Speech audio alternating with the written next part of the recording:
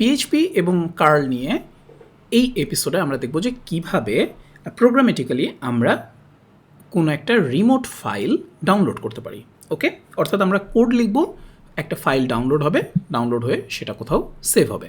তো এটার জন্য ধরেন আমরা এখানে আসি, মনে করেন এই যে আমরা unsplash.com এসেছি, এখানে এই যে ইমেজ আছে। সো আমরা যদি ইমেজটা ওপেন করি, ধরেন ওপেন, ওকে, সো এখানে আমরা ইমেজটা দেখতে পাচ্ছি, তাই না? এই যে ইউআরএলটা, এইটুকুন অংশ আমরা ছেড়ে দিই, পুরো ইমেজটা এখানে এসেছে। ওকে, এখন এই ইমেজটা আমরা ডাউনলোড করতে চাই, ডাউনলোড করে কোনো একটা জেপিজি ফাইল হিসেবে সেভ করতে চাই। এটার জন্য যেটা করতে হবে, আমরা প্রথমে কার্ল হ্যান্ডেল তৈরি করি, কার্ল ইনিট, এবং এইখানে ইউআরএলটা পাস করে দিই। ওকে, এবার এই ফাইলটা কোথায় সেভ হবে সেটা দেখিয়ে দেওয়া দরকার, রাইট? তো ফাইল নেম এফ ওপেন, ধরেন আমরা কারেন্ট ফোল্ডারের ভিতরেই image.jpg নামে সেভ হবে। এটা কীভাবে ওপেন হবে? রাইট মোডে, এফ ওপেন রাইট মোড। এবার কার্ল সেট ওপিটি, মানে সেট অপশন, হ্যাঁ, এর ভেতরে আমরা প্রথমে হ্যান্ডেলটা পাস করলাম, এরপরে হচ্ছে কার্ল ওপিটি ফাইল। ওকে, এই অপশনটার ভ্যালু পাস করতে হবে। কোন ভ্যালু পাস করতে হবে? এই যে একটু আগে আমরা যে ফাইল নেমটা ওপেন করেছি রাইট করার জন্য, ব্যাস। এবার কি করতে হবে? এবার কার্ল এক্সিক সিএইচ। এখন দেখেন এখানে কিন্তু কোনো image.jpg ফাইল নাই, চারটেই পিএইচপি ফাইল, তাই না? কিন্তু আমরা যদি এটা রান করি এবং আমাদের কোড যদি ঠিক মতো রান হয়, তাহলে কি হবে? এখানে image.jpg ফাইলটা তৈরি হবে, যেটার ভিতরে কিনা আমরা এই ইমেজটা দেখতে পাবো। সো আসেন এখানে রান করি c3.php, একটু টাইম লাগবে। এই যে রান হচ্ছে। এখানে কিন্তু ইন্টারেস্টিং কাজ আছে, সেটা হচ্ছে, আচ্ছা আগে দেখি চলেন ফাইলটা সেভ হয়েছে কিনা। এই যে দেখেন image.php jpg এসছে। ওকে, রিভিল ইন ফাইন্ডার, দেখি আমরা, ফাইন্ডার আসুক, এই যে এখানে এসছে, দেখেন 6.8 মেগাবাইট।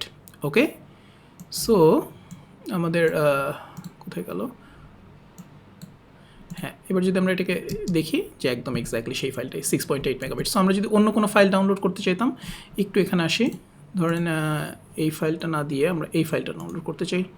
এবার ওপেন ইমেজ, নিউ ট্যাব, আমরা এখান থেকে এইটুকুন ইউআরএল নেই, ব্যাস।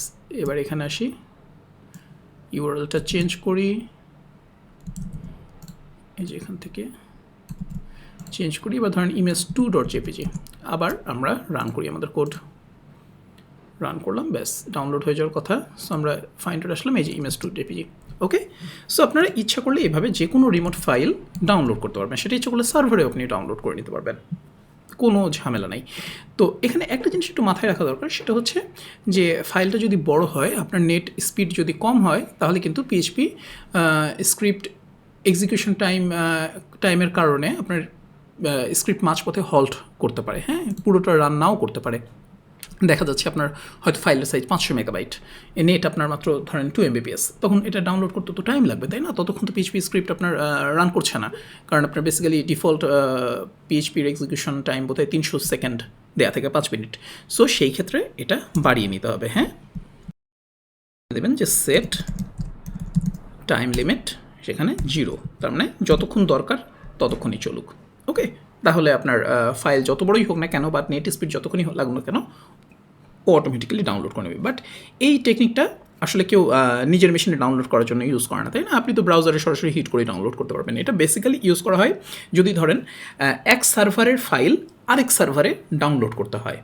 ইউজুয়ালি কী করতে হয়, যেমন আপনি যদি ধরেন বড় একটা ফাইল অন্য একটা সার্ভার থেকে আরেকটা সার্ভারে নামাতে চান, তাহলে ইউজুয়ালি যেটা করতে হয়, আগে ওই সার্ভার থেকে আপনার মেশিনে নামাতে হয়, দেন আপনার মেশিন থেকে এই পাশের সার্ভারে আপলোড করতে হয়, এফটিপি দিয়ে হোক, এসএফটিপি দিয়ে হোক, যেভাবে হোক, আরসিঙ্ক দিয়ে হোক। কিন্তু এই টেকনিকটা ইউজ করে আপনি সরাসরি এক সার্ভার থেকেই ওই সার্ভারের মধ্যেকার স্পিড দিয়েই ফাইলটা ডাউনলোড করে আরেক সার্ভারে সেভ করতে পারছেন। ওকে, সো এখানে আপনার নিজেকে নামায় নিজের ব্যান্ডউইথ সেভ হলো, টাইম সেভ হলো, অনেক কিছু, মানে it's a good trick. So এটা দিয়ে আমরা আরেকটা এক্সাম্পল দেখব নেক্সট এপিসোডে। একটা বড় একটা আমরা ফর্ম বানাবো, ওখানে যে কোনো ফাইল নাম দিলেই আমরা সার্ভারে সেটা ডাউনলোড করে দেখবো যে আসলে অ্যাকচুয়াল সার্ভারে এটা কেমন করে রান করে। Okay, alright guys, take care, bye by.